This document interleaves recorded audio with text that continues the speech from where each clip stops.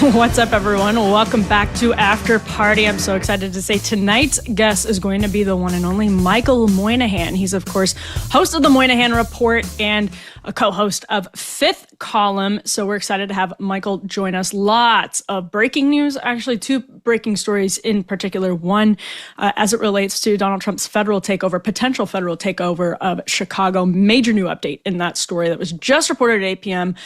By the Washington Post, East Coast time, that is to say, and some new updates on the Biden Autopen story, scandal, whatever you want to call it, that the, let's call it corporate press isn't paying super close attention to, but we, of course, are paying close attention to. So we'll get to that. Also, you know that I couldn't resist the seductive lure of Phillies Karen, who I like to think of as a cross between Katie Couric and Rosie O'Donnell. Indisputable mashup. When you look at Phillies Karen, you'll have to test me later in the show. I don't think you could possibly argue against what I just described. So we're going to get into Phillies Karen. If you haven't been following the saga of Phillies Karen, I have zaprudered this shit. I have seen every angle, every second of film about what happened at that baseball game.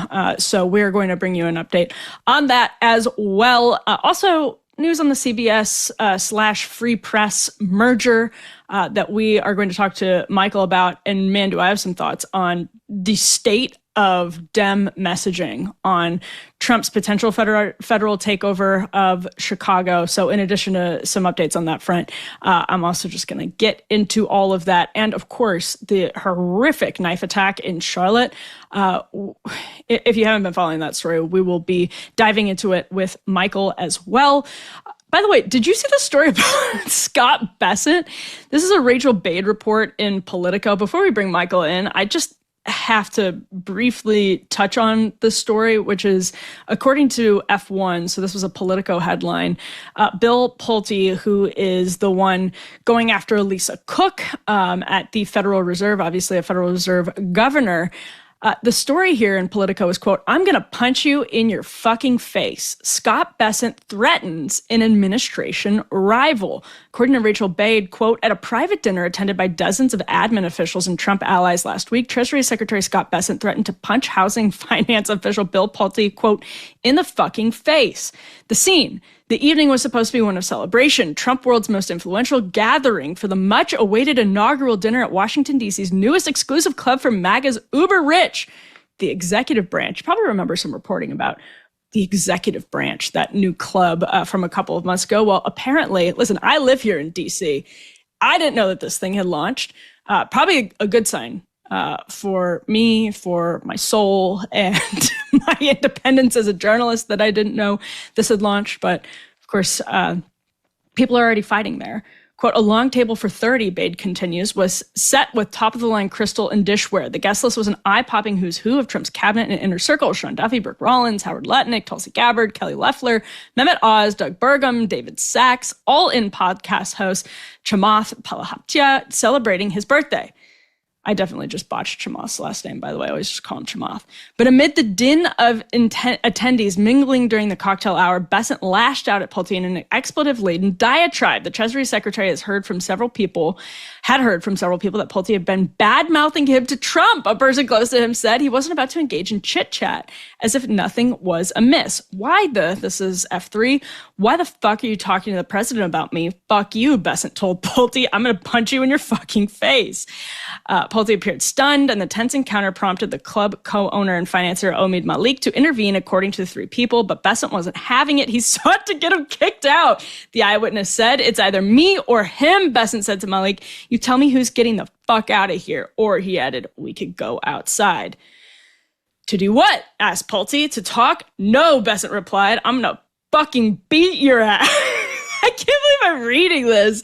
I mean, I don't know if anyone has ever watched Trump's old appearances on the Wendy Williams show, but I actually think what should be happening here now that Wendy Williams is making a comeback is these televised cabinet meetings that we see should actually be installments of a new Wendy Williams show. And Trump should be moderating between Bessent. Maybe we could bring Elon into the mix. I think we might even have Elon's reaction to all of this, because you remember the stories from months back that Elon, this is F6, Elon and Bessent had nearly gotten physical over all of this. Musk just posted,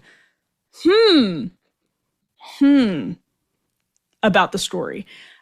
It kind of looks like Bessent, first gay Treasury Secretary, is defying all of the stereotypes. I don't even know what to say about this.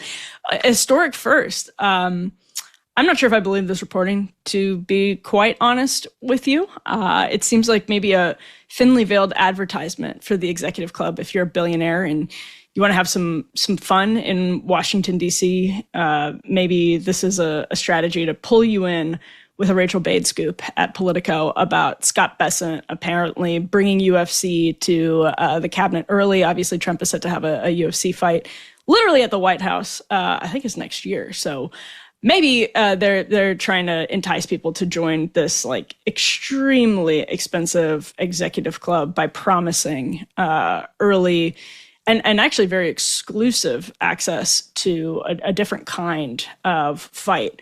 I don't know what to think about this, but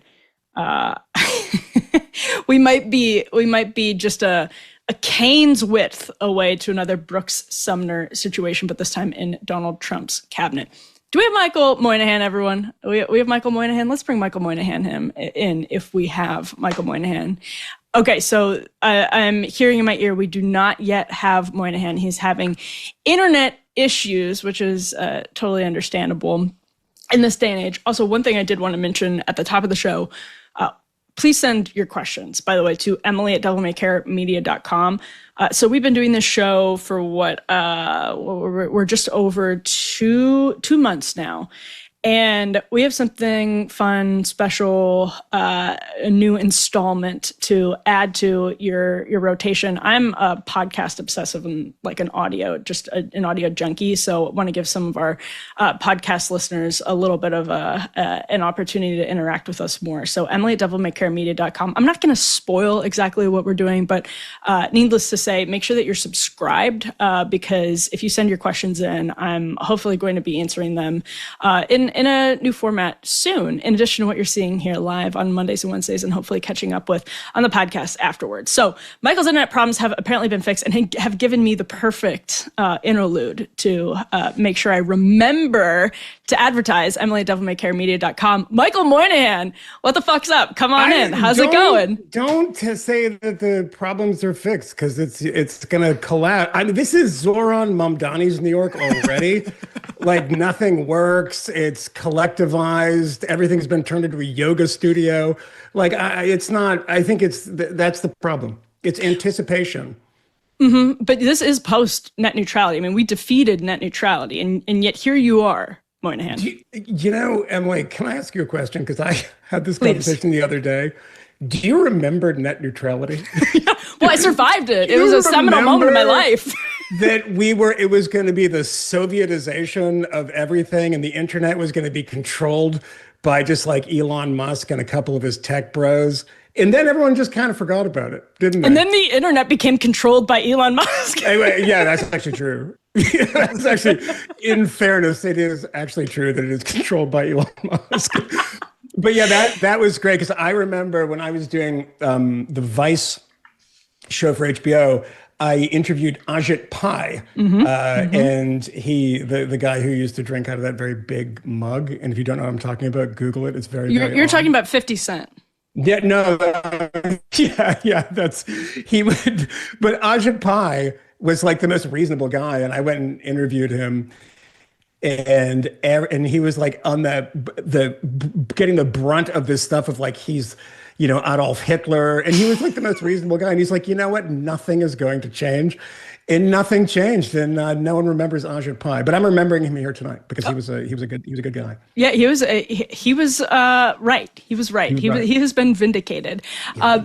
Speaking of people who have been vindicated, Michael, who of course, just reintroduce him, host of the Moynihan Report, also the co-host of the Fifth Column, both of which you should of course pay attention to, subscribe to, and all of that.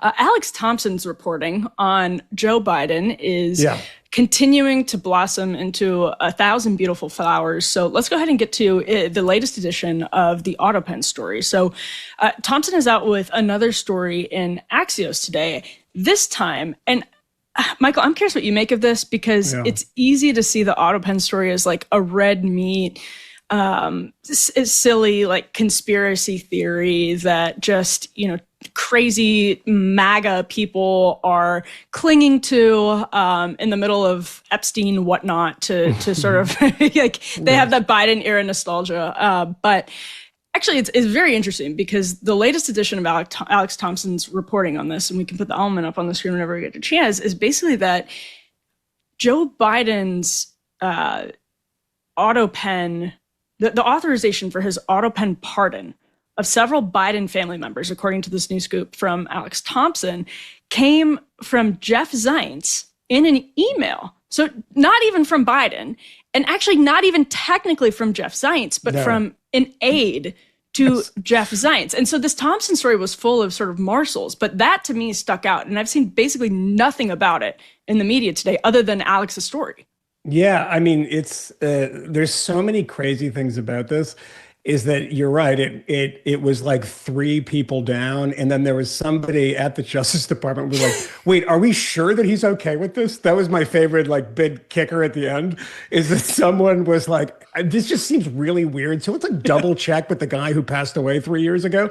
There's like a million terrible things about this story, and I get it that people think it's, kind of MAGA red herring stuff.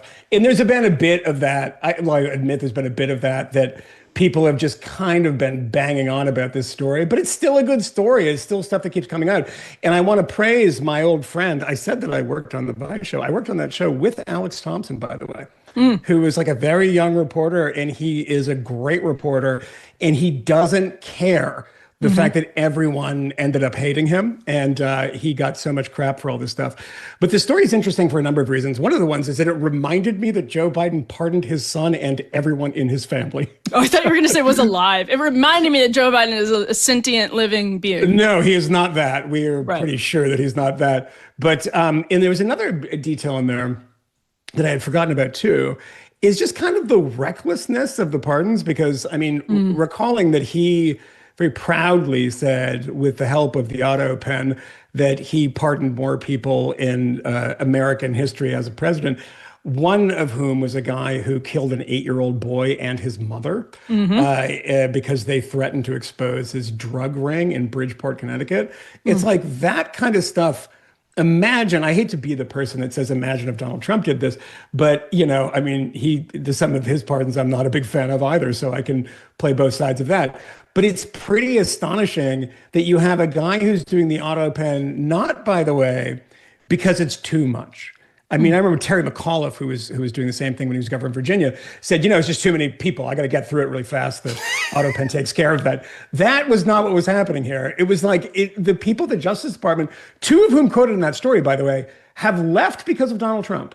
And they, one of them was sidelined and ended up resigning. So these are people that are not like, conservatives that are in there making trouble for the Biden administration, but contemporaneous to it, they were saying, like, is this okay? I mean, we're not so sure that this is okay. And did he approve of this stuff? So looking back on it, it's astonishing that this stuff is kind of trickling out still. And you have to wonder the motivation of people within Biden universe who are giving us this information now. Yes. They're still doing it. That's the crazy thing. It's like, oh, this is MAGA trying to distract from Donald Trump. Perhaps, maybe that is true. But there's also people within Biden world who are dribbling these stories out a year plus later. Yeah, it's a good point. And I mean, it's one of those things where the media kind of glossed over it. It was sort of like half and half. I'm curious what you make of this, actually, because it was like half of the media coverage at the time was like, wow, this is unprecedented. And then the other half of it was just like, okay, we're moving on. Yeah. Or it wasn't treated as like a gravely serious offense, though it was sort of noted that it was unprecedented. That's kind of my impression of how the media treated the story. And yet, in a way, just this is a Trumpian weave. It reminds me almost of Russiagate, because it's something that happens. It is an infraction committed by kind of establishment Democrats. It happens. Media's like, okay, let's move on, frames it as kind of a minor infraction, a non-issue. And then Trump escalates based on the precedent that was shattered or set by Biden. Yeah. And then it's sort of like yelling at the ref for flagging the other guy. It's not that Trump isn't doing something wrong. It's just that the other guy never got a flag. So he's punching him back really hard. I don't know. Tell me if I'm wrong on that. No, you're not wrong. It's sort of the same thing with like the cascading abuse of executive power that started growing under George W. Bush, and then Obama like doubled it, and everyone's like tripled it and quadrupled it since. Yeah, you kind of have to expect that that's going to happen if you normalize it. But the thing that it kind of keeps these stories going and keeps people like me angry about this stuff is the fact that no one does care when Joe Biden was willy-nilly, granting pardons to people like Leonard Peltier, who was like the college hero. Like amongst the people on the left when I was in college, were like, "Oh, free Leonard Peltier." I took 2 minutes and looked into it, and I was like, "Oh, that dude's guilty." Like he's like really guilty. Like holy shit, he's guilty. It's like Angela Davis. Yeah, it's like Mumia Abu Jamal. I make a joke on the Fifth Column, and people give me a hard time because I made a joke about it. Now they're like, "Where is the book that I was going to produce a book called Guilty," which is every person. No, you can't do that. Coulter already took that. Guilty liberal victims and their assault on America. That's the book. This is different than Anne's book because mine is the idea that everybody who you've ever been told was railroaded was absolutely guilty. From Hurricane Carter, who was in the Bob Dylan song, and the movie with what's his name, who played Hurricane Carter? What's his name? Denzel Washington. Like, they're all guilty. Like, if you look at it, it's all guilty. But Leonard Peltier was one of these guys, and that gave him a lot of slow claps from people on, like, the progressive left. You know, the idea that you get from this stuff is it's a bunch of people who went to jail because they sold a bag of weed. And that stuff just doesn't really exist anymore. And so who are these thousands of people? Look, I guarantee you that some of them, I would say, absolutely should be pardoned. And I am like outraged by some of the stuff that Trump did, because I used to criticize all the time, to maybe no friends amongst people who were not of my same political persuasion, but I criticized constantly the Enrique Torrio.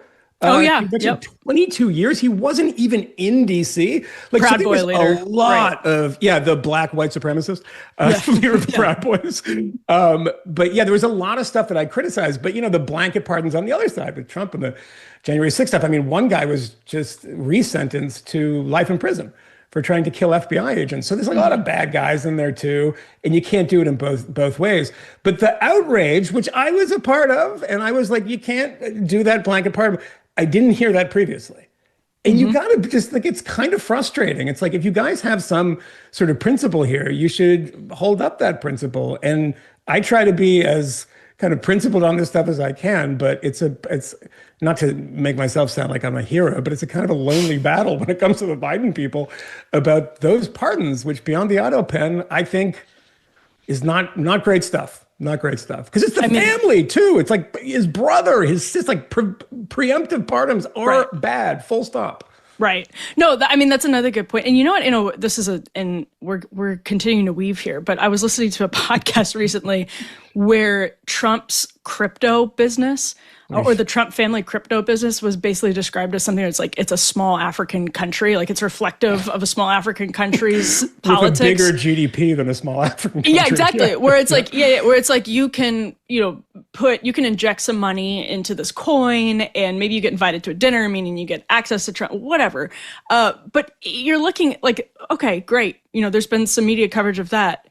But then at the same time, you're also looking back, you're like, well, Biden just gave his family members permission slips to peddle influence for decades with no legal consequences in ways that I think were very obviously flirting with the legal line. In Hunter's case, blatantly crossing the legal, like, he can't be charged for FARA violations. That's like completely insane after Paul Manafort, et cetera. Yeah, I mean, if you look at so many of the people that were involved in the Burisma stuff, Tony Bobolinsky and these, everyone involved in that has become a Trump supporter, which I think is quite funny. And yeah, maybe they got pardons for it, but who knows? Maybe there's a pardon in that for a certain couple of people, both of whom I like, by the way, and have met and I find very charming. But the stuff about that is like, there were mainstream journalists, and I would recommend that people go watch a a interview that my friend Noam Dorman did. Noam Dorman is the owner of the Comedy Cellar. He's not. Oh, like I know what you're about to recommend. This one's fantastic. You remember the Philip Bump interview? Oh, do when I? he walked out, because this is a guy in the Washington Post, mainstream journalism, who refused to acknowledge that not only was something untoward about this, but Joe Biden had dinner with some of these people. It was very, very clear when that's part of your portfolio as vice president, which Ukraine was, that, my son, who has a crack cocaine problem and no background in the energy sector, is now working for a Ukrainian energy company. It is incumbent upon you, not as the vice president, but as a father, to say, this seems like a very bad idea.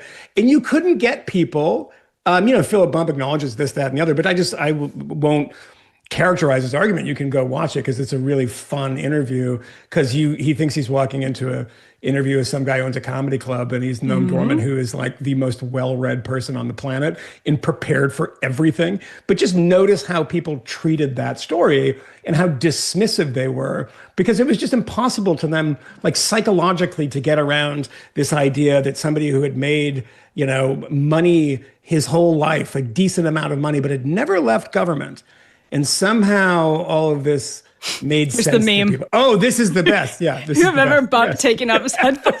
I love this. I love this so much, because there's also, he says you have no evidence, and it's, this is circumstantial. And there's a great moment where Noam says, that's evidence about circumstantial. And every time I see him, if he says something, I say, well, that's evidence, because it's just the most amazing display of somebody losing very badly as, big Washington Post journalist, to the guy who owns the comedy club. It's great. It's a great interview. It is beautiful. And it's such a good illustration of the weakness of the left media bubble. And that's not to say there isn't a right media bubble, but it's just to say people on the left have this moral superiority as being sort of hyper informed, and the responsible people in the room, the responsible adults in the conversation.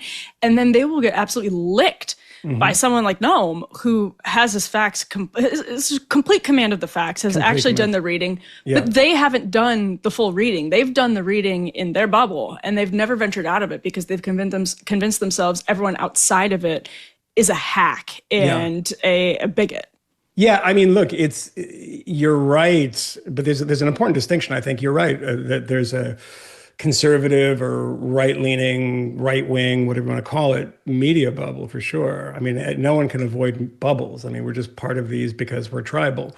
But I think that the way we handle them and talk about them is different. I mean, there's an expectation that when you talk in the mainstream about Fox News, I mean, much less, Newsmax or OAN or whatever else it might be, or podcast, that's just this horrible bubble in an echo chamber of fake news that exists to excite elderly people and get them angry, and then, buy supplements or something. We have this kind of thing that we understand on the right. That's the media bubble. But there's a certain idea on the left that what we say, it might be a bubble, but we're saying is true. So it doesn't matter. There's the truth, and then there's the media bubble. It's like, no, guys, even on the rare occasion that I find things in certain mainstream newspapers that happen to be true, then the interpretation of that from the adjunct podcast, The Daily or whatever, seem to go through a filter that I find often wrong, shall we say. I'm going to be nice about it. But no, I mean, the media bubble stuff is interesting. In that interview with Philip Bump, I thought, it doesn't matter who wins that on points. To your point, Emily, it exposes something that's interesting and real, is that there's people here that are going up against somebody who's not in their industry, and they don't have a great command of the facts, and they're writing about it all the time. And they're being challenged on this stuff, and they're kind of sputtering there's no way when you're winning a debate and you're doing it easily, handily, educating people on, your perspective, that you take the headphones off and walk out of it. It's never happened. Right. So it's something telling about that. No, and I'm sure you get this a lot too, but it's like, what people, you get random stuff in your mentions all the time, like, well, why are you picking on the Washington Post? Why aren't you getting mad at like Gateway Pundit? And I'm like, because Philip Bump is getting awards and is treated as a responsible journalist. What the hell are you talking about? Jim Hoft is getting sued. I think it's slightly different, but yeah. But I think it's also the obviousness of, websites that are, not serious and not, I don't think, supposed to be serious in a lot of ways. But I mean, they're pundits. I mean, pundit is in the title. It's not like you're delivering news, and those people are loonies, and I have no time for them. But it is like, as you say, they're not feted by everybody. They're not brought on the PBS NewsHour to. I mean, they're sequestered in their own universe, which is fine. I don't mind that. That's fine. They serve a purpose. I don't like it. I don't love what they do. I think it is something that is designed to make people angry, and they don't really care about the facts, which I think you can make people angry by delivering only the facts, which is maybe a novel idea these days. But it's also just, it's not in any way comparable to how people treat the New York Times and the Washington Post, because if it comes from there, there's a certain gravity to it, right? I don't assign it that, but most everybody else does, right? This is the, all the news that's fit to print, not some bozo with a blog. Right. Well, we're going to pick up on this media conversation after a super quick break. Michael Moynihan will be back with us. But of course, first, we want to talk about a warehouse. And if you are looking to support more made in the USA manufacturing this year, you're going to want to pay attention here, whether it's home decor, clothing, or furniture. It's become extremely difficult to find high quality products that aren't made overseas. We all feel this. We all know this. A recent Forbes report revealed that annual earnings for small businesses across the U.S. I just said businesses. Let's go with it. Small businesses across the U.S. have dropped by over 75% since 2023. Small businesses in this country are struggling to stay afloat, and the likes of Amazon and Target dominating the market. I mean, we all know why. It's no wonder, and that is where a warehouse comes in. It's your one-stop shop for artisanal home goods made exclusively by small businesses with hundreds of products to choose from. They're deeply committed to supporting American manufacturers. Their easy-to-navigate online marketplace lets you browse a wide range of independent makers, and you can feel good knowing that your purchase supports real people and small, family-run businesses. A warehouse believes that true luxury isn't about fancy labels or big brand names. It's about the dedication, creativity, and care that goes into every product. Help a warehouse hit their goal of supporting over 100 small businesses this year. Head to awarehouseshop.com and use code PARTY, such a great code, for 15% off your first order. That's awarehouseshop.com, code PARTY. Check them out. We are back now with Michael Moynihan, who is, of course, host of the Moynihan Report and co-host of The Fifth Column, also the original author of the Moynihan Report. Yeah, I went, yes. Well, in 1965, I was a very precocious child. I wrote nobody gets that reference. And a virulent racist. So thank you. It's a virulent racist, too, according to Ta-Nehisi Coates. But Emily, I appreciate you getting the reference, which is like one out of every 300 people. So I appreciate it. I mean, if people haven't read the original Moynihan Report, I'm just saying. It's pretty fascinating, actually. And it turned out to be right about a lot of stuff, too. But Listen, he's no Steve Saylor, Michael. No. He was a Democratic senator and the ambassador to the UN and India. Not exactly some cross burner, but No. We're going to get into this crime discourse in just a moment, but before we do, just picking up on the media conversation, let's do a quick detour into CBS World, because I don't know about you, I thought the story about, this is F14, this is a New York Times on CBS changing their editing rules. So they're, according to the Times, abruptly changing these editing rules after they got attacked by the Trump administration. So the Sunday show, Face the Nation, according to the Times, will no longer edit recorded interviews with newsmakers. The administration accused the network of deceptively editing an appearance of the Homeland Security Secretary, which I think we can just say, Michael, they did. In the Kristi Noem case, they did do that. It was, there was this, I actually think it was probably worse than what happened with Kamala Harris in 60 Minutes last year that ended up in a fairly ridiculous settlement. It did seem like it was an attempt to grease this merger that happened with Larry Ellison's son, who is now in charge of CBS, and in the process of obtaining reportedly 200 million buy of the Free Press, which I think you worked for the Free Press, Michael. So yeah, it's really dumb that I don't work for them now. I was going to say, man, you just stuck with it. But I mean, can we talk about my bad decisions first of leaving? And it's like, I didn't see the $200 million merger happening, but good for Bari, who's a friend and super talented. So I mean, really, nobody saw it happening. But I think this is actually a sort of fascinating story about them changing the editing process, because I remember when the 60 Minutes thing happened about a year ago, everyone was demanding transcript. And to me, it was such a window into where the media is going and where the public is going, which is if you are, 20, 30 years old, you have grown up in basically a running reality television show that is American politics and culture, meaning you have, the front-facing camera and everything is on it. For the most part, all of these viral moments that have told you stuff about politics and culture, 80% of them now look like they're the vertical video. And you and I remember the pivot to video, and everyone was saying, don't film horizontal or don't film vertical, only film horizontal. And now it's all vertical because it's all vertical. Yeah. It feels authentic to people. And I remember thinking, and I think I said it at the time, everything is going to now be transcripts. Like, you're not going to be able to get away with these artfully edited, elegant 60-minute packages anymore unless you're releasing everything else. And I tell me if you think there's something about that and the Free Press acquisition. There might be some. Go off, King. Yeah, there might be some relationship there of which I think is a positive thing if they're trying to expand the voices that they have. I mean, when people are freaking out about this with the Free Press, I'm like, I said this to a friend, and I said this on the Fifth Column the other day. If they had hired Ezra Klein, would there be a single news story about it? Would people be like, no, that's the natural state of affairs. People like Ezra Klein should be in the building at CBS because he's smart and he's interesting. It's like, I actually think that is true, that he should be in the building because he is a certain segment of the Democratic Party, the abundance wing of the party. And I want to hear from them. And I disagree with them on almost everything, but I think he's smart. And the same thing is true of Bari. She is somebody who's a great editor, brilliant as a businesswoman, as we can see just from this. And I like hearing from her. And I love the fact that all these people who ganged up on her on Slack, the New York Times, are like, oh, well, congratulations on making her the head of CBS News and giving her $200 million, you dummies. It's like, did you see that one coming? But I will say this, I'm actually going to say something slightly controversial and probably a different position than you have. I don't think there was anything wrong with the way they edited the Kamala Harris interview. And the reason I think that is because I've done that type of TV for a really, really long time.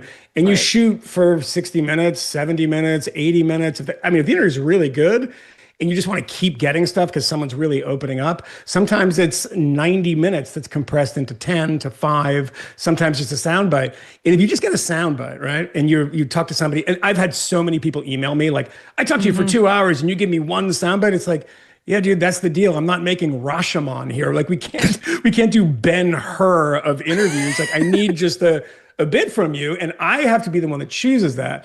And it's going to be chosen for a variety of reasons. One of them is like continuity of story. What's the best bite? And you're going to choose bites that make people look good, ridiculous, whatever. And there can certainly be bias in that. But there was a presumption that just because something was edited, that it was malevolent. It's like, no, it's an hour interview and it's 60 minutes, has 3 stories, not 60 minutes for one story. So they are going to cut stuff. And the whole thing kicked off because they showed 2 different bits, right? They showed them though. They weren't trying to like hide one of them. They were like, one was better than the other and it was more bumbling, et cetera. So could it be true that somebody did that and the person who edited that and the producer cut it to make her look better?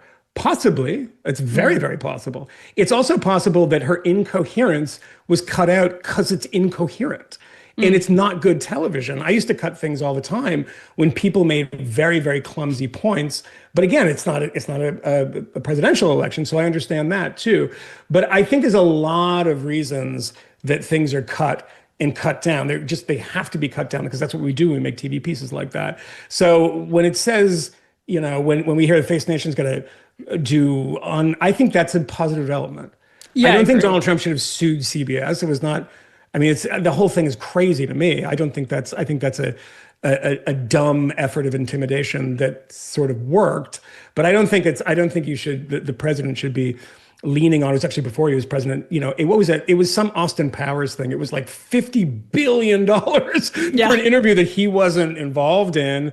That you could look either way. I mean, it was not going to go to court, and he wasn't going to win that. But I just think that the process of making television is a little more complicated than people were giving it credit for in a very partisan environment, saying it had to be because of X, Y, and Z. I thought she looked dumb in both versions of that interview, both the transcript and the one that was released. But maybe that's just my bias. So. Well, so I actually think a quick plug for an interview that you did with Bari probably a year or two ago about the trajectory of vice. Oh, yeah, that's right. The moral arc of vice is long and it bends towards destruction. It bends towards stupidity. Yeah. Yeah. But I mean, it's actually really, really fascinating, incredible interview. And I wanted to ask you about this thing. Oh my gosh, it's so good. And there's so many good insights into how all of this happened in early internet. And that's one of the interesting points about the transcript evolution. Yeah. And I hope that is a positive development. I hope it's an enduring development that sticks around, that media doesn't just air these, as you say, I mean, necessarily truncated packages without also supplementing them, if they can, with the full versions. It's helpful. And I think people are increasingly expecting it. But I wanted to ask you about this thing that Matt Taibbi wrote on Racket today. He said, reflecting on everything, he said, quote, "I came from independent media and won't ever leave. Well, I believe she," referring to Bari, "always hoped to return to prestige media, preferably as its conqueror." And this column is super from Taibbi over at Racket is actually like very, I think it's very fair and it's fine. But that's an interesting insight. And I wanted to ask your perspective on, I don't necessarily know that anybody would disagree with the question of Taibbi not ever wanting to leave independent media and Bari wanted to go as its conqueror. And I think people would see those as two competing visions of where new media goes in the future. Do you think that's accurate? And what do you think the respective virtues are of going down one path or the other? Yeah, I mean, I don't know if that's true of Bari. I can't sort of read her mind, but I think that, I mean, she has certainly done that. And I think that, provided this deal goes through, as we suspect it will. But I also think that's an incredibly admirable goal. I mean, conservatives for so long, and I think Bari is not a conservative. She's somewhere, she's sympathetic to conservatives, and then she's liberal on some things. I mean, she's just genuinely an interesting thinker, even if you disagree with her on foreign policy or whatever it might be, is like, that's great, fine. But I think that in conservatives in the past used to bitch about liberal media, and why not go and destroy it and then try to take it over? I think that's a great idea. I think that's a fantastic thing, even if you don't agree with their politics, just because it's more interesting. It's more interesting to have more voices in the building, which is something that these people never understood. I saw this when I was advised. I mean, pitching certain ideas you would be kind of sidelined for even thinking those things. And by the way, there actually just remembered something when you were talking about my interview with Bari about that. A friend of mine, Jay Caspian Kang, who I think is a great journalist, did a piece on Jordan Peterson, that the Jordan Peterson's fans, this is back when he was doing stadium tours and he had like very big, like mega Grateful Dead like fans, attacked him and said, this is a totally dishonest piece. And they ended up releasing like almost, I think the whole video or something close to it. So it's like, it happens sometimes when people say like, yeah, like just release it. And they did. And I don't think it put any of the controversy to bed. But to Matt's point, Matt should never be inside the temple. And the reason being is he's so good outside of it. And again, this is, I always have to throat clear and say this. I don't care what you think about Matt Taibbi's politics, his views on things. Matt is an original thinker. He's a very, very, very smart guy. He's a productive, great writer, funny writer. Like, I like that he exists. And I like that no one can close the door to him. And that's what he's going to do. Bari built an institution and showed that you can actually make money and have a big audience by these people that CBS has forever ignored. I worked in publishing for a very short period of time for the notorious cutthroat publisher Judith Regan. And Judith published Rush Limbaugh's book, by the way. And she did that, I think in 92, 91, 92 is called The Way Things Ought to Be, I think was the book. Ghostwritten by John Fund. But when that happened, the people within HarperCollins who owned the imprint said conservatives don't read. Why even bother? And she disproved that within a minute. And if you look at the New York Times bestseller list over the past 5 years, there's never a moment when there isn't 5 conservative books on it. Right. Because conservatives read. And this is the same thing that they've found out about Bari. And there are people that subscribe to the Free Press whose names you would know that have nothing to do with politics, but they might have to do with Hollywood. They might have to do with the music industry, all over. They've attracted a lot of people with a kind of disparate look at the country and different types of views. And everyone shut them out. Like Bari was literally at the New York Times, and they ran her out of the New York Times for the idea that they would publish a Tom Cotton piece about what, the National Guard, and look where we are now.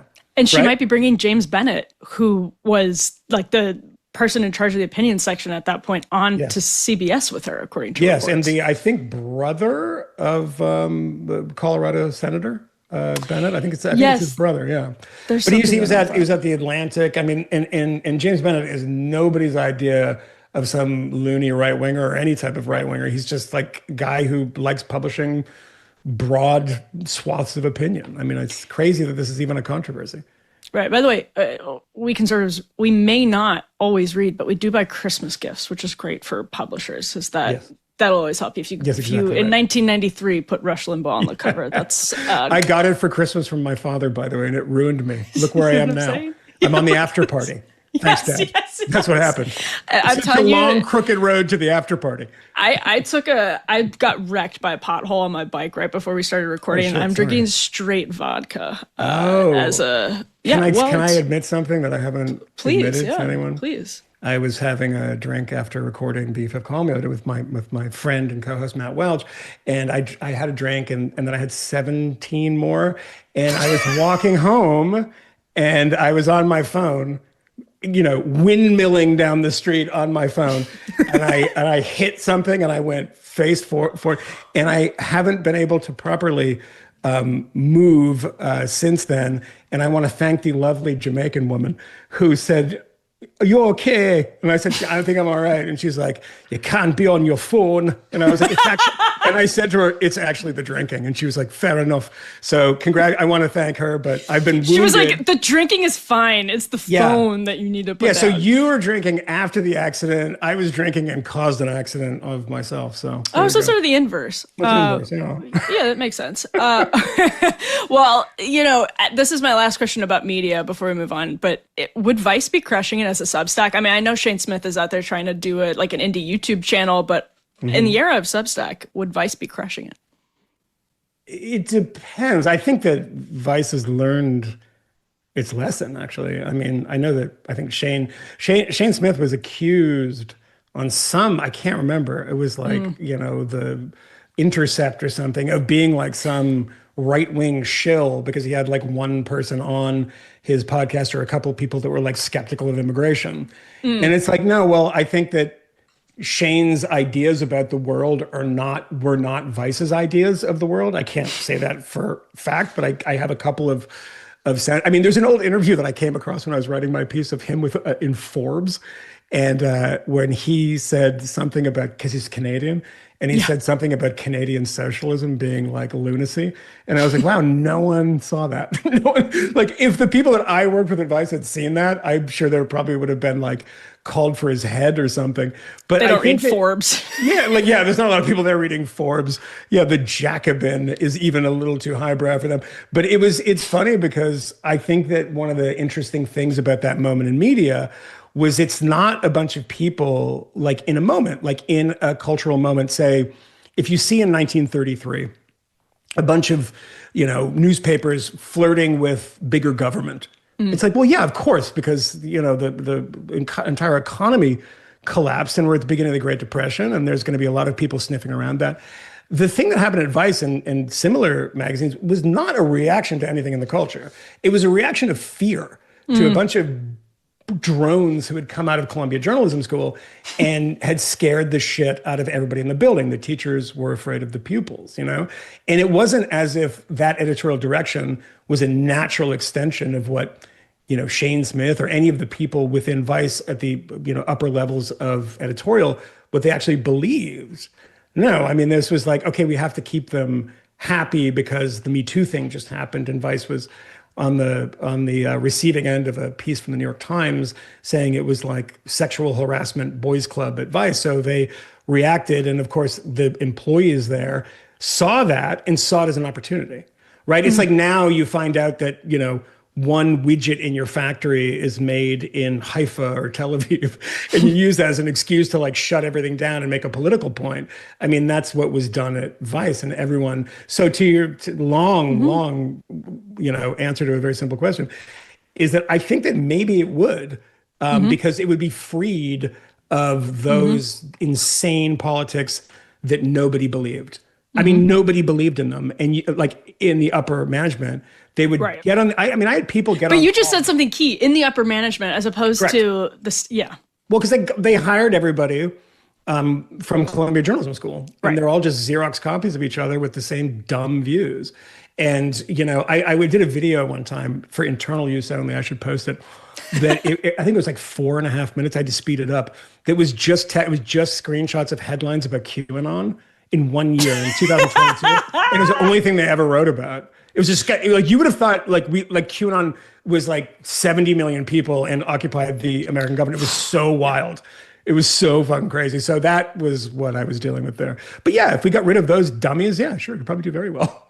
Incredible. You know, I lied and said that was the last question I had about media, because actually this awful story from the Charlotte light rail is, you know, not just a crime story. Obviously, there are all kinds of crime trends that we could get into, but you know, this. If people haven't heard the story by now, or they haven't seen V4, this is the video. We're obviously not going to show much more than what you can see in this video, but this is from the Charlotte area transit system. I believe the date on this was August 22nd, and this is the moments before a Ukrainian who had come to the United States to get out of obviously war-torn Ukraine. Her name is Irina Zaritska. She was stabbed to death by the gentleman. If you're listening to this, he's in a red hoodie. If you're watching this, you already see him sitting right behind her on the light rail. And Michael, this Axios headline, F-17, there was an incredible dearth of media coverage of the story.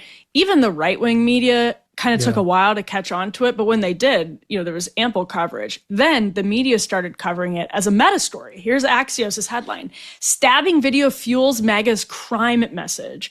To my knowledge, they did not cover this vicious, brutal stabbing of a Ukrainian woman who, by the way, you would think, you know, many people in the corporate press would have a vested interest in her journey in the United States, but they didn't, to my knowledge, cover this. Most of the corporate media, I did a check as of last night, and most of the media had not covered it outside of local news and NBC affiliates in the Charlotte area, et cetera. That headline seems insane to me. The lack of interest in the story seems insane to me. Conservatives pounce, right? Yes, exactly. It's a version of that. I mean, this upsets me in a million ways. I paused the video probably a couple of frames before you paused it here, because I can't watch something like that. It upsets me too much to see it. I mean, there's a number of stories in here that naturally would be outgrowths of that video and this crime, which would be a conversation about institutionalization and the failure of deinstitutionalization, and the fact that we should say the suspect is named Carlos Brown. He's 34 years old, and he had a huge rap sheet. So convictions for armed robbery, felony larceny, breaking and entering. I think he had like 14 prior arrests. Yeah, and there was no interaction between him and the victim. And according to people who knew him and the police, that he had very, very serious mental health issues and should never have been on the streets. I mean, particularly when you look at the rap sheet. But there's a real interesting point here that no one is pointing out, or these, you know, Axios and Politico or whoever's writing about this, says fuels something about MAGA's crime narrative. No, it doesn't actually. This is not about crime. This is not about the number of people being murdered in North Carolina. This is about how the media treats certain stories, right? I used to point out things on the podcast all the time when I would come across stories. And by the way, it was weird because kind of right-leaning publication, it used to happen in the Daily Mail all the time. And they would say, a white person did this to a black person. A black person was stabbed by a white, and you would realize when you read it that there was no racial element. So what is the purpose of pointing out the race of the perpetrator and the victim when it's like they just were arguing over a parking space? So you can't actually have a crime in which the victim was black and the perpetrator is white, because it was always put there to kind of make you think there might be something about America's sort of institutional racism that provoked this. Never, even if there's no fact that says that, you just put it out there, right? The same thing was true, with the Michael Brown thing. It was in the news today because one of the people who created part of the hands up, don't shoot hoax was murdered.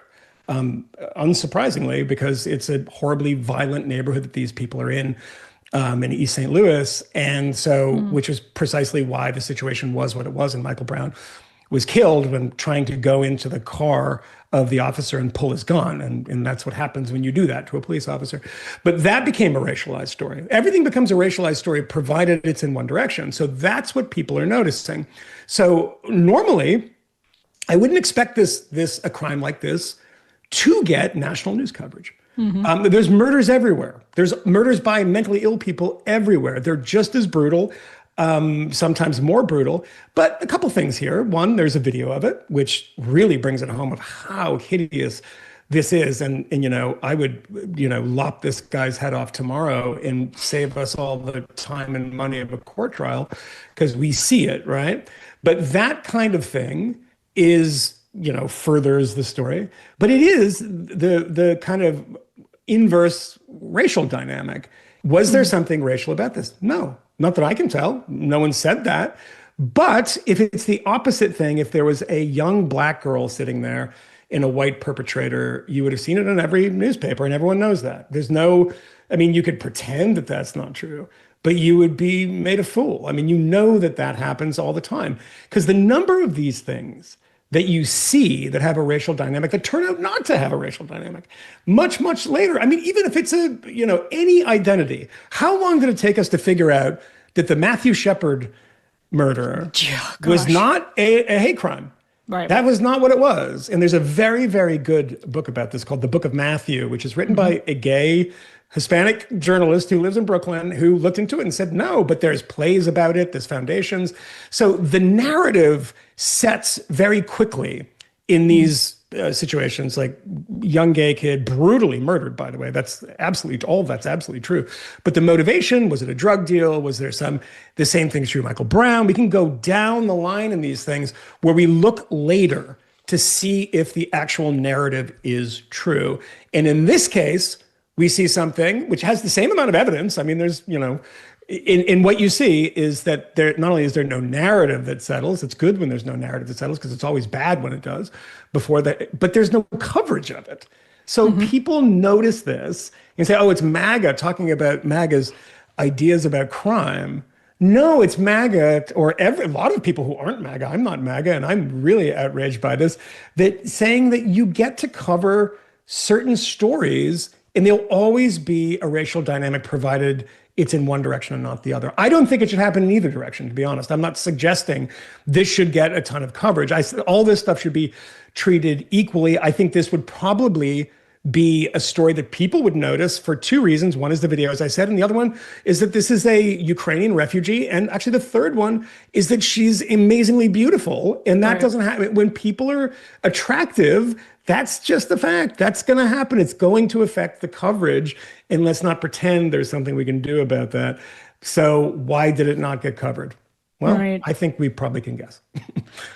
This is, so I have this, I'm dating myself and making myself sound very naive and innocent, Michael, but I have this visceral memory from 2012 when I was in college. You mentioned Rush Limbaugh. I had not yet been born if that book came out in 1992.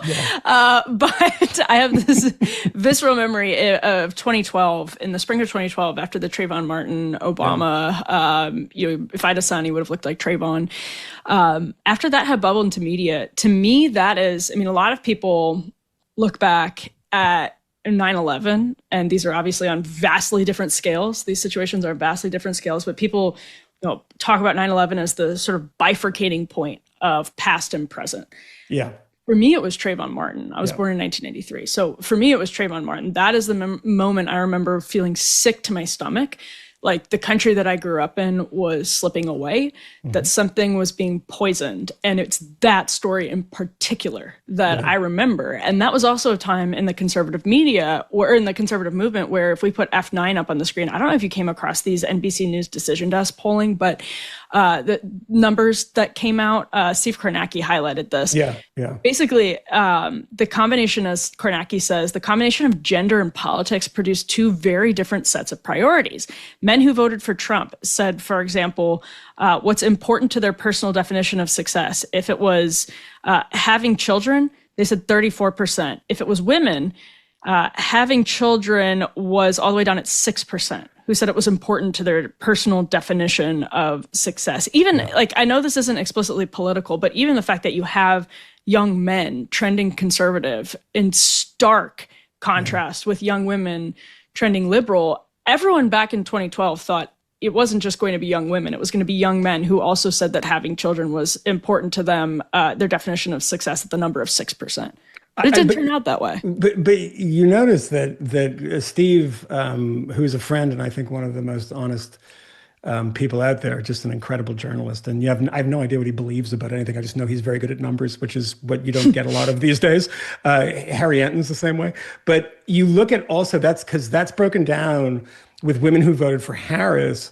In women who voted for Trump, it's also surprising that the numbers for marriage and children were pretty low there too. It was number one for men who voted for Donald Trump of having children, and I think marriage was a couple of clicks down. But yeah, that surprises me. But I think one of the things, it's a 12-point difference between men and women who voted for Trump. Wild. To make your point, yeah. That's totally wild. I wouldn't think that, because my biggest failure is as a father. So I mean, I don't know if is that. But my daughter's great, but I don't know. You may not remember this, but I have met your daughter, and she is great. When did you meet my daughter? Where was that? Ben Domenech and I hosted a SiriusXM limited series. Oh my God, that's and right. And you brought your daughter in. She was fantastic. That is so funny. At the Sirius studio in New York City. That is great. Well, can I tell you something? Because I know you've been dying since that time to figure out her progress. Her first day of high school was today. So oh my God. Today, her first day of high school. Wow. Yeah, and we were texting, and she's just like her dad, because she was texting me from the subway. She's going to school in Manhattan, and I live in Brooklyn. And she was like, the MTA is the absolute fucking worst. And I was like, because she was sitting on the train, and I was like, what do you mean? And I'm like, oh, that's right, you're my daughter. Oh yeah, it makes total sense. And we were talking about history. She had read a small thing our first day of like why learning history is important, and it was a great conversation. So I'm very happy about that. But the Trayvon thing, by the way, one of the reasons that I realized that everything was falling apart around the Trayvon stuff was the introduction of the phrase "white Hispanic," which I had never seen. Shit, I forgot about that. George Zimmerman. Yeah. It was like NBC who said that. Yeah, and like everyone said it. It was like no one had ever said that before. But they're like, oh shit, he's like Peruvian, I think, or Chilean, half, and he looks not like just a generic like Norwegian guy. So he's a white Hispanic, and I was like, oh, this is some serious corruption, and this is some serious people trying to set a narrative. But the thing about all of this stuff is how men view something like marriage, to get back to that, and to, family, et cetera. And the fact that, there's been so much of young people trending towards more conservative positions. I mean, we've had a million conversations about this. There's a bunch of numbers on this. Why people are surprised at this is utterly baffling to me. Because if you have a culture that it beats people up for having kind of, I wouldn't say heterodox views, or sort of, disparate views on certain things. And if you get out of line, they will destroy you, right? I mean, you see this with so much of trans stuff, of like people just having a slightly different, like, well, I don't know. A woman, you can't just declare yourself a woman. And just to say that, I knew so many people that would never open their mouths, not political people at all, at all. And this, at the other end of that, people are exhausted by it. I mean, people feel more open to saying what they really believe now because the culture has shifted. And when the culture has shifted, it allows more people to come out of the closet with really basic ideas. And this is the important thing to say. These are not people coming out of the closet and they're Nick Fuentes. Okay. Yep. These are people that are coming out of the closet who have 60%. They're on an issue that 60% of Americans agree with them on. 80-20 issues that people were afraid to not be in the 20%. That's wild. That's what a culture has really gotten corrupted when you say like trans people in women's sports. That's an 80-20 issue.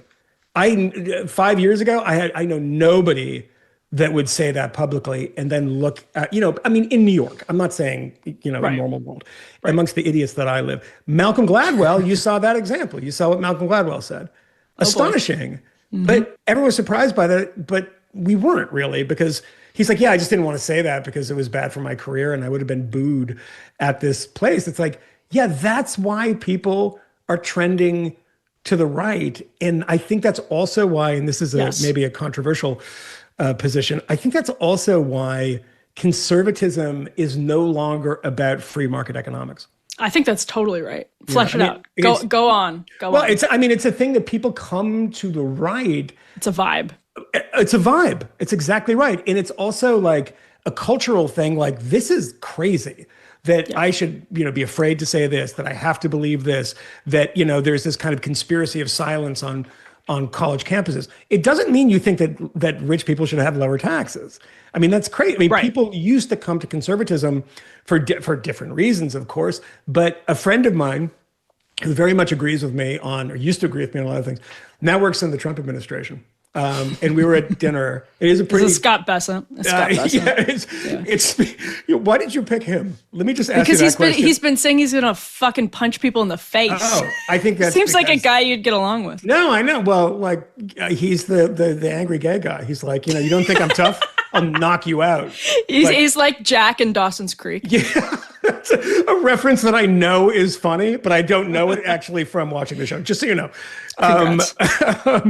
But he said to me when we were at dinner, I was arguing with him about tariffs.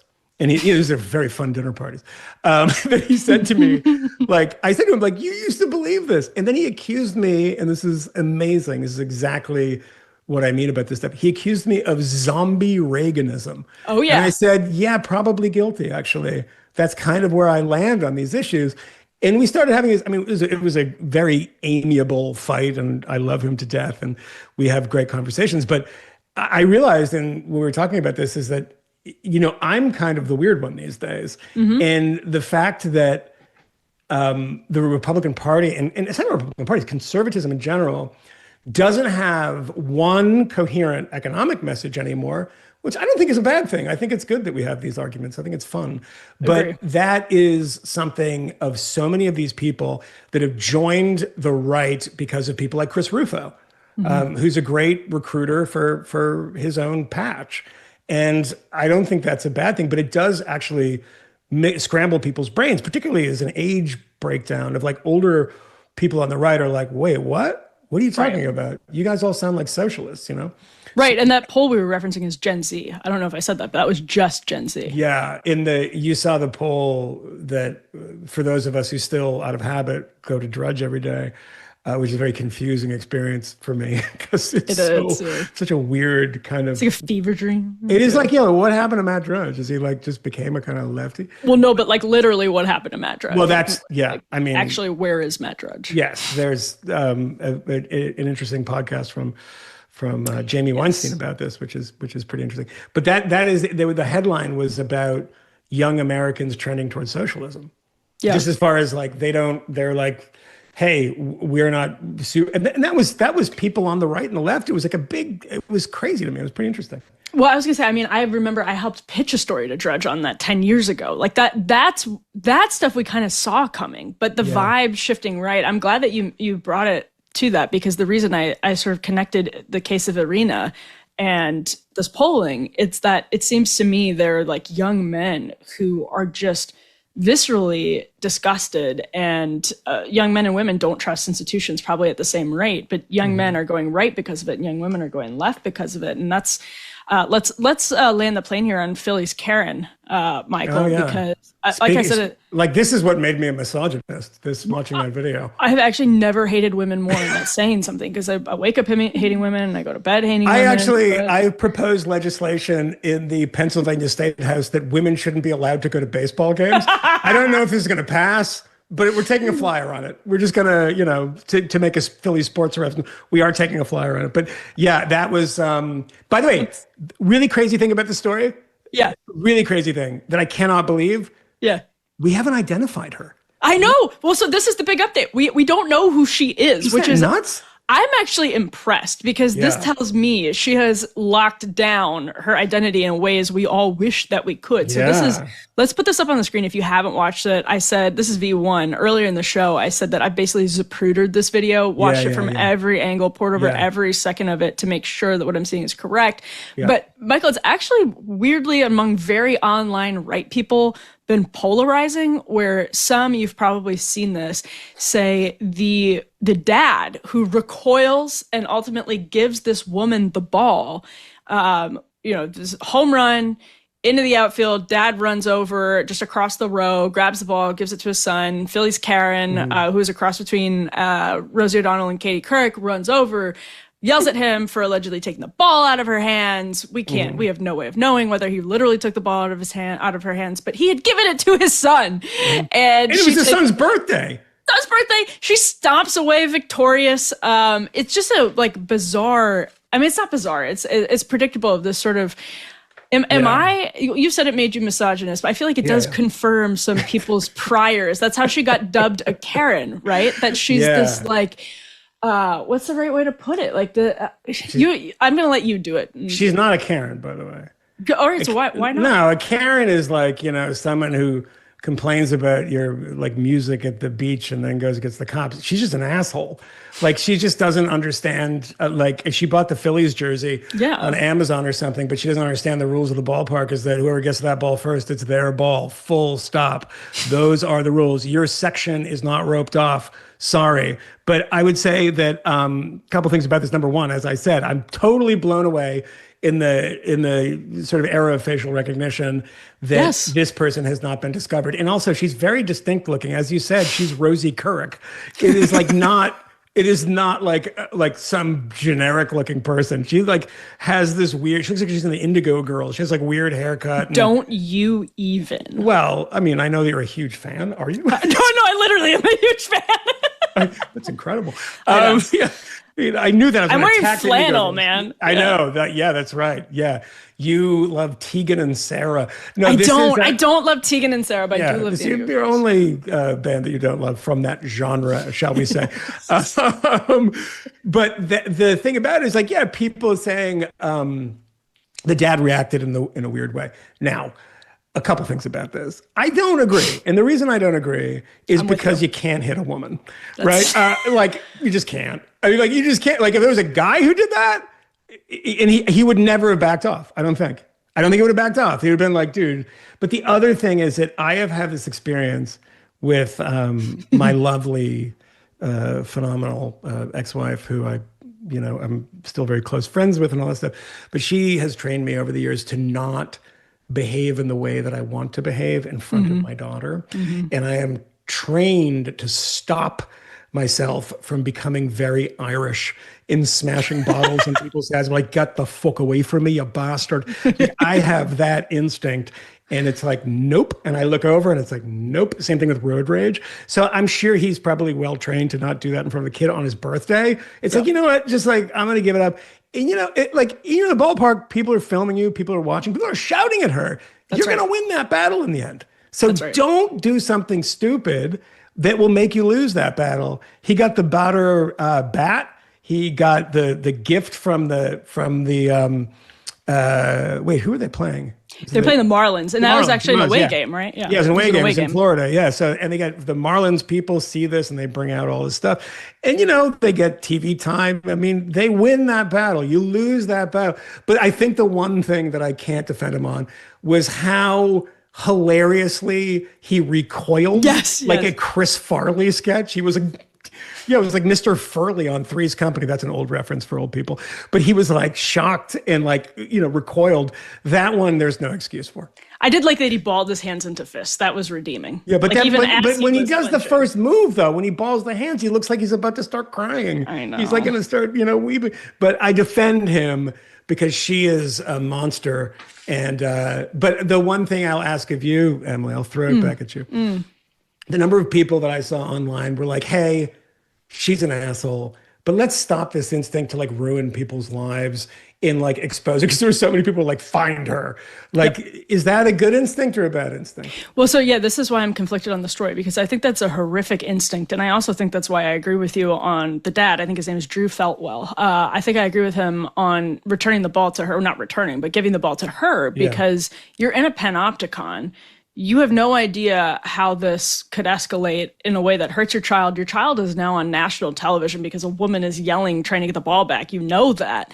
And so I don't think it's right to take, I mean, who knows what was going on in that woman's life, but it's just not natural for the millions of people around the country to take a snippet of her life and weigh in on it. They'll never know her. They're not in her community. I don't know what her, I don't mean community of like Indigo Girls lookalikes. I mean community of people who are like in Phillies world in Orlando or wherever, or Miami or wherever they are. So anyway, I'm on, that's the side that I'm on. Yeah, I think that's right. But by the way, the panopticon thing is that there's people of a disgustingly old vintage like myself are now still getting used to the idea that my daughter doesn't have this. She always knows this, is that if you have a moment, I have to remember that I'm being filmed always.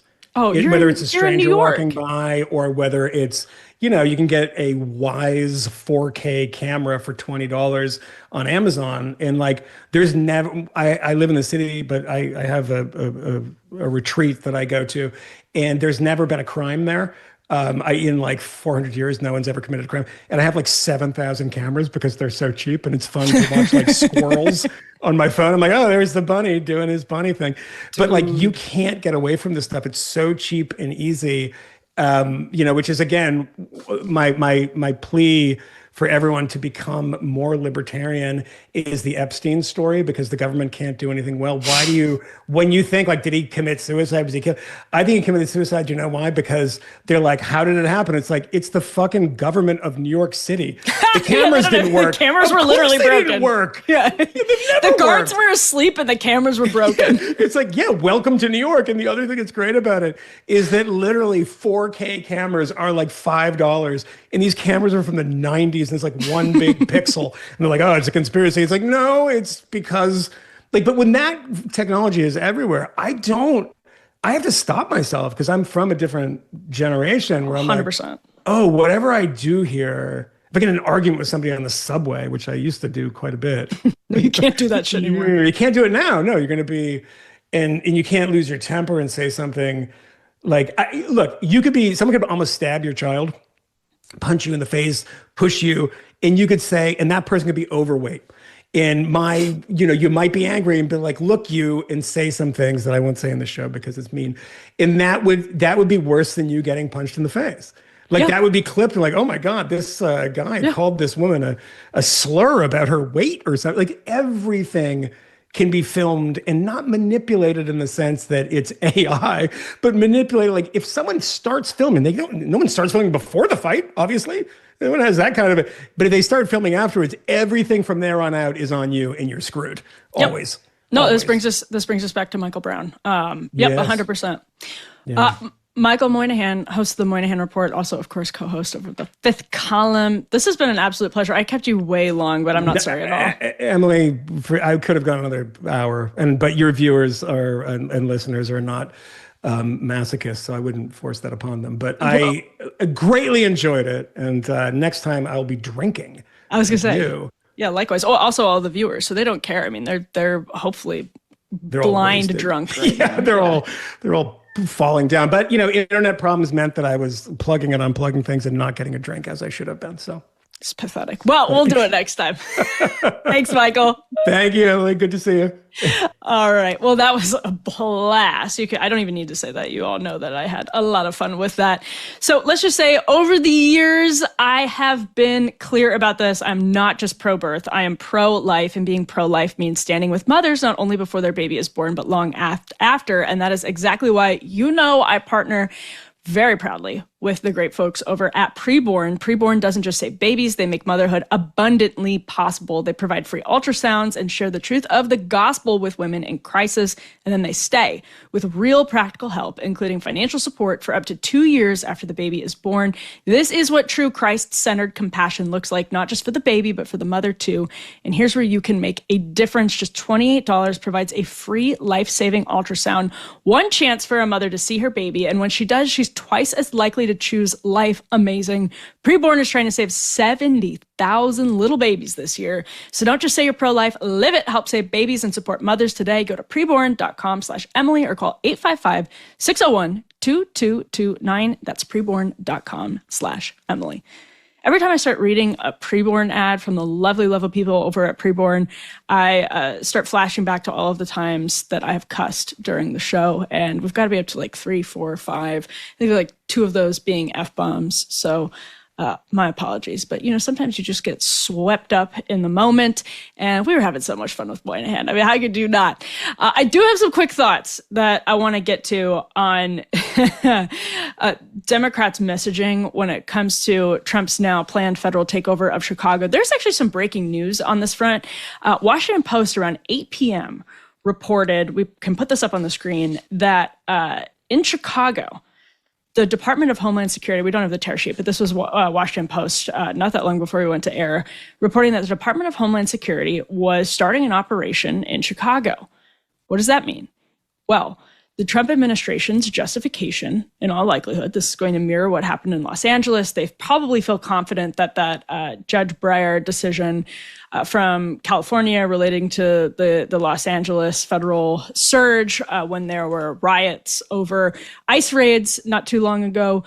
When you have ICE operating in Chicago, DHS operating in Chicago, you then have the pretext for the National Guard to protect, to be mobilized in defense of these federal officers. Same thing goes for federal buildings. That's another thing we saw in Los Angeles. Trump administration probably feels like that Breyer decision is, let's just say, thin gruel.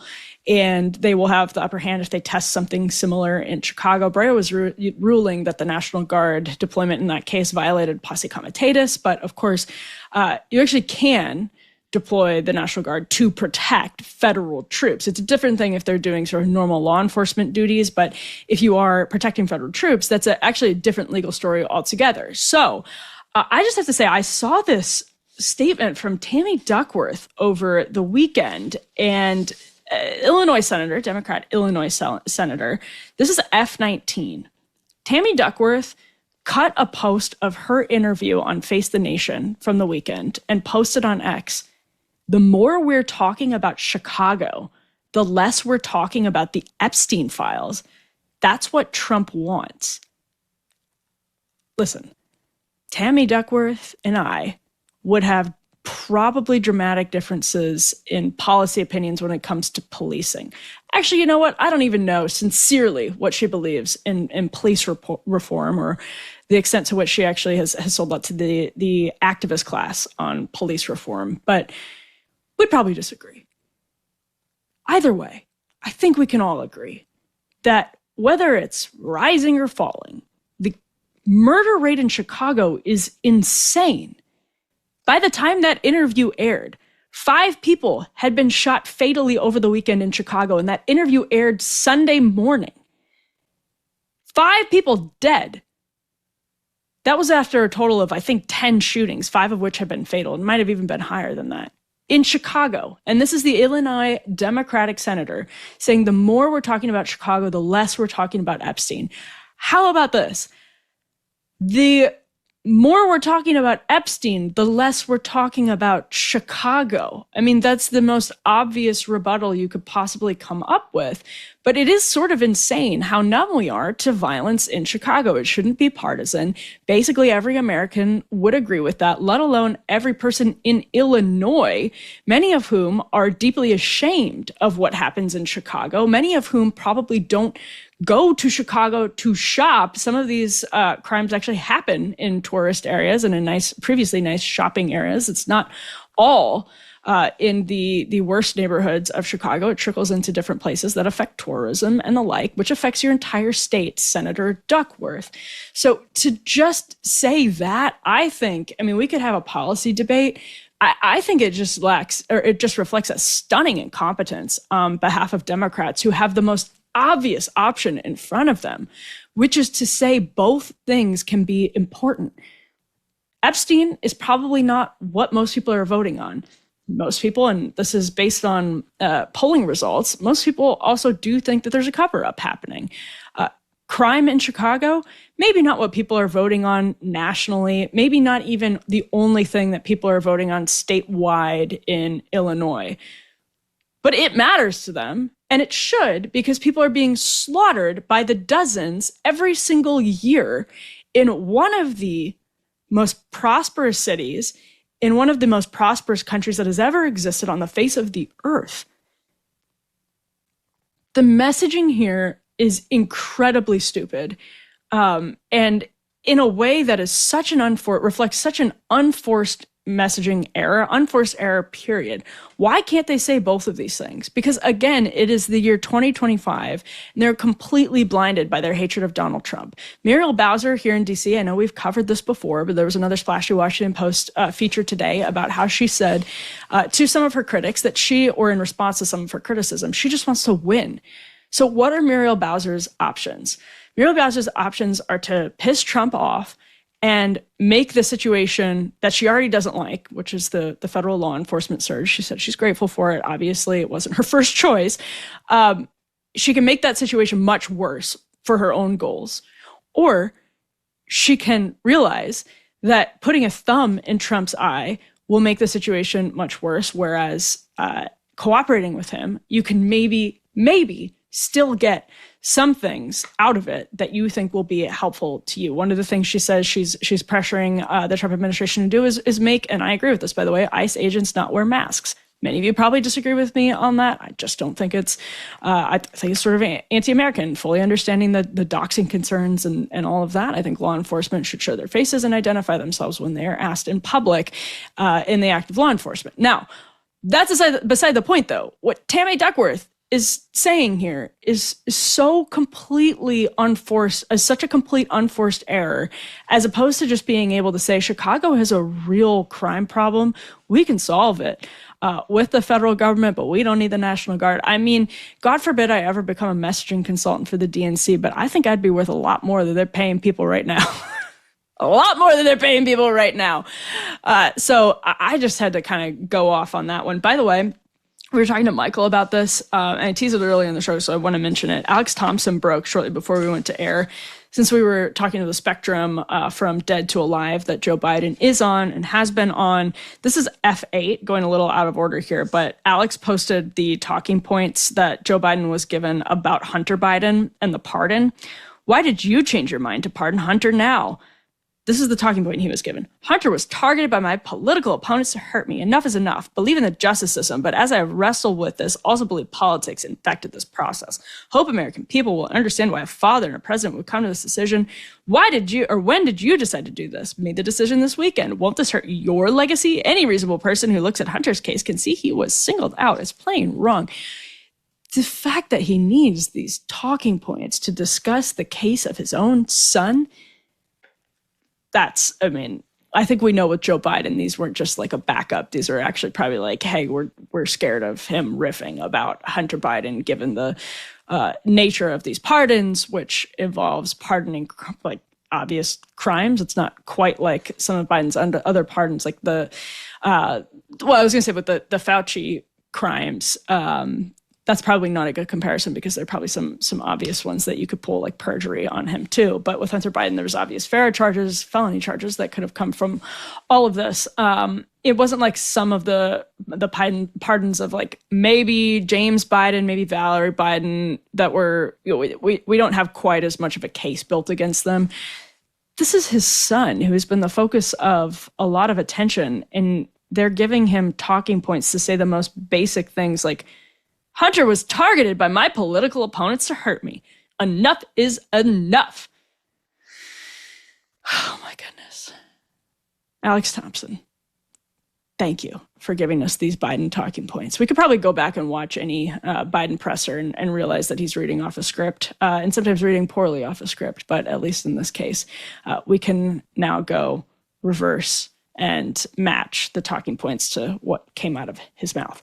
All right, as a reminder, Emily@devilmaycaremedia.com is where you can send me an email. I teased this earlier in the show, but we're waiting for Moynihan to join the year 2025 and get his internet connected. But we are going to have some fun with the questions that you send us over at Emily@devilmaycaremedia.com. Make sure to follow us on Instagram where you can submit questions as well. And stay tuned to all of our podcasting channels, Spotify, Apple. Make sure you subscribe over there because we'll be doing something with those Q&As soon. Stay tuned there. We'll be back here Wednesday live at 10 p.m. Eastern, and we'll see you then.